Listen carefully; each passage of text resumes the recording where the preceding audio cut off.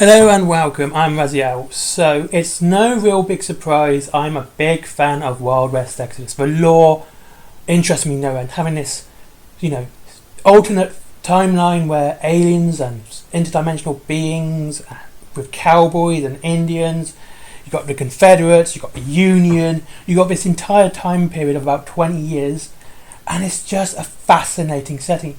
I don't know, I've done like almost 50, if not more, lore videos on the setting itself. I've done several reviews I've done a review of a game, I've done several reviews of the miniatures that I particularly like, and it's just one of my favourite games of all time.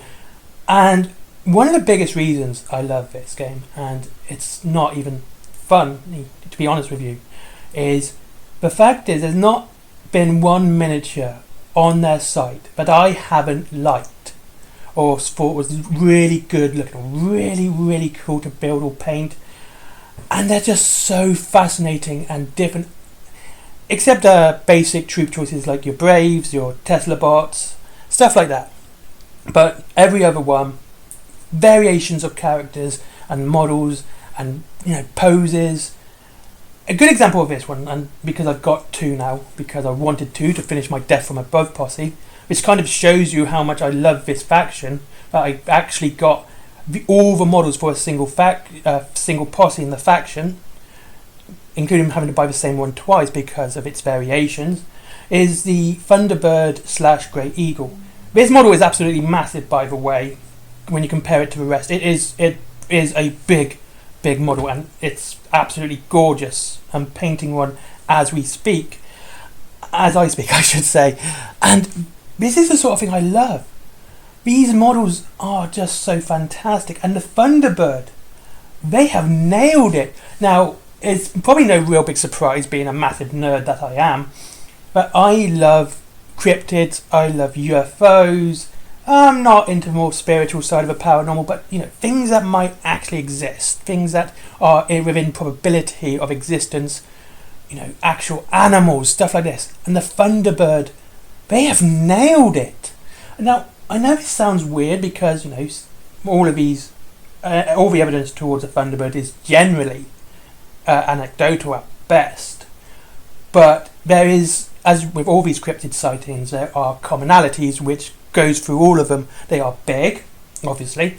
They bring disaster with them. It's usually big rainstorms or other things. These usually follow not shortly afterwards.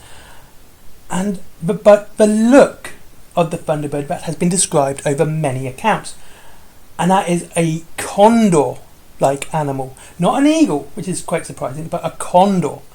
And with the Great Eagle / Thunderbird, they actually have it, the Thunderbird side, as a condor. It looks like a condor more than it looks like an eagle. It's a head swap because you get two heads in the model to show, and two different projectiles of what they use into fire. The Thunderbird is electric and the Great Eagle is fire. Again, just adds so much more to it. It's just a fantastic looking. It's a phenomenal model.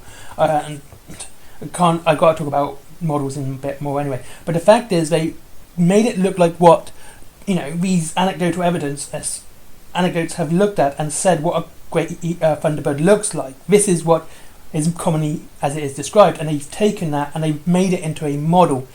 It just shows you the level of research they do. And it doesn't stop there. Billy the Kid is very close to what Billy the Kid looks like, as we have photos of him, and the model looks very similar to Billy the Kid.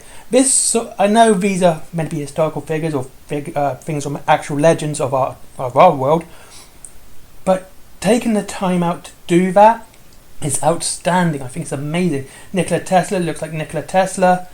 It just shows you the passion and love that goes into each model. Freaking amazing. Now, talking about the models, I have built a lot and painted a lot. I'm not even joking. I've literally got to put some Games Workshop stuff away now into from the shelves, just so I can display these models.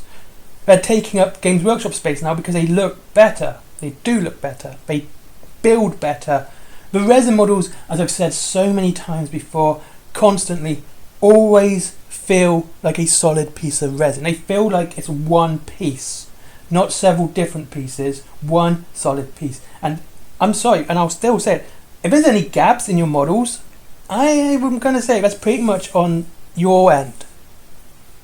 Because there's very little, actually, Thunderbird had no flash, apart from where where it was attached to however they printed it, or molded it for the pieces.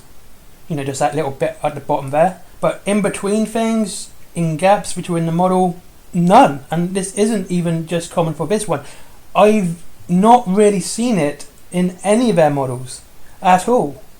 This crisp cleanness that you get from a model straight out of the box, I've had to do very little cleaning up, including mold lines on what plastics they do, and the cleanup of resin. I don't had to really sand anything except just clean up where it was attached to the, let's say, base of where it was printed. That's the only cleanup I have to do is there, and that's it. And this just shows you there's a lot of passion and love within the models, but they are constantly providing this incredibly high product at a reasonable price. There's even then I wouldn't say it was too bad, because the Thunderbird, it's taller than an Armiger. It is.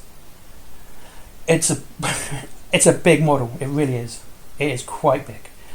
And so this comes to the second point I wanted to bring up.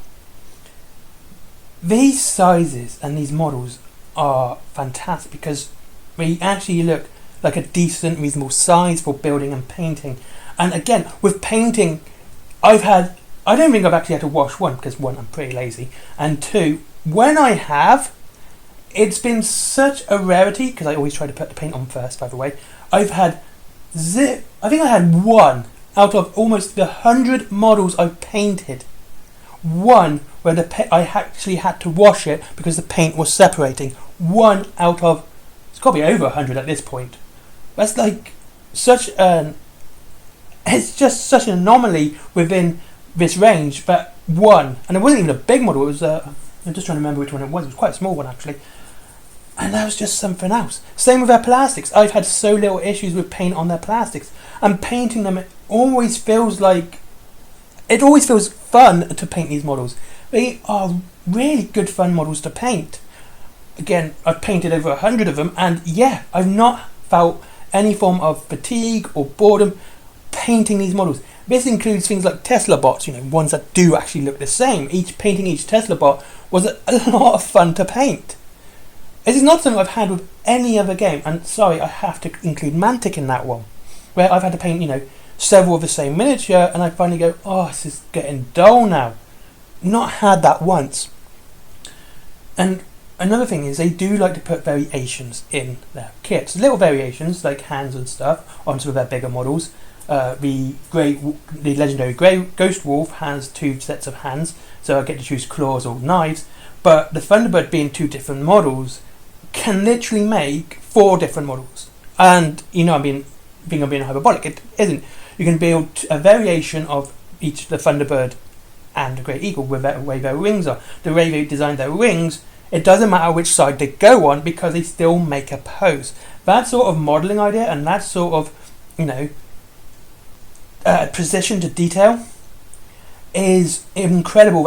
It doesn't matter which side you put the wing on the Thunderbird, it's still going to look like a fantastic looking model. It doesn't look out of place, and they fit so together so well. I cannot overstate how well these models fit together. They are just fantastic. And as you can see through this video, there's plenty of videos, images of the actual models which I'm showing. Some painted, some not. And that's the last point. When I look through Warrior Nations, which is my favourite faction, Watchers is a close second, I've got almost every standalone model and posse set for that one. I even built my own Hour of the Wolf posse, because the Hour of the Wolf posse is sold out at the moment. But even the old Tribal Retribution, the Death from Above posse, like I said, I've made my own Hour of the Wolf posse. And I try to get all the models for that posse, even the ones that I don't really need, such as the Great Elk. I've got the Great Elk for my Hour of the Wolf posse. Same with an Iron Tooth, which I'm going to put there now, just to fill that one up. And so, this is just what I mean. It's when I look at the models for War Cradle, every single model makes me think, that's such a fantastic model. I want that model.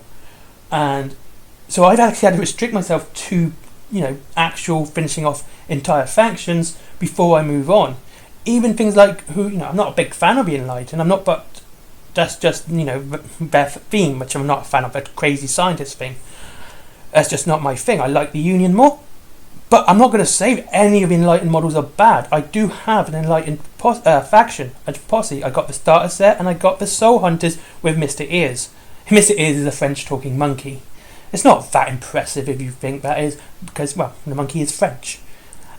And it's just that sort of idea where every model looks good, every model is just the tippity top of quality, which you should expect at this price range. They're cheaper on the single models in Games Workshop, and I'm not dissing Games Workshop, I'm just saying this is an actual fact. When you can spend less than £20 on a named character, which is a fantastic looking model, compared, spending more than £20 on a basic character for Warhammer 40k. It just shows you how much they love this game, and of course there's the community itself. It's a fantastic community to be part of. Go onto Facebook, go onto the Dark Council, the Wild West Exodus group. Again, this just shows you their love for the community. They don't have a Facebook page for the game. It's a group. The developers are there to talk to you, and you can display your models, and you generally do get interactions and sometimes even comments from the developers. Again, absolutely great idea. Anyway, thank you very much for watching. I hope you enjoyed this video. If you has got you a bit more excited for Wild West Exodus, and God, I could go on forever. I really could. Check out the link below in Wayland Games. You will actually have to search for Wild West Exodus at the moment. It's a fantastic game, and you'll just see so many great models there. So much great scenery as well. And there you go. But anyway, link to Wayland Games down below if you wish to purchase. Free delivery after £20. There is also Forbidden Planet for comics, merchandise, DVDs, manga, toys, all that really fun, cool, geeky stuff. There's my merchandise, stickers, cups, notebooks, bags, my comics as well, I should say. And there is Skyforge. Don't forget Skyforge. He's a good friend of mine. Just give him a click. I do not get paid by him. I do not get any money from him. And finally, there is Patreon because business. Bye bye.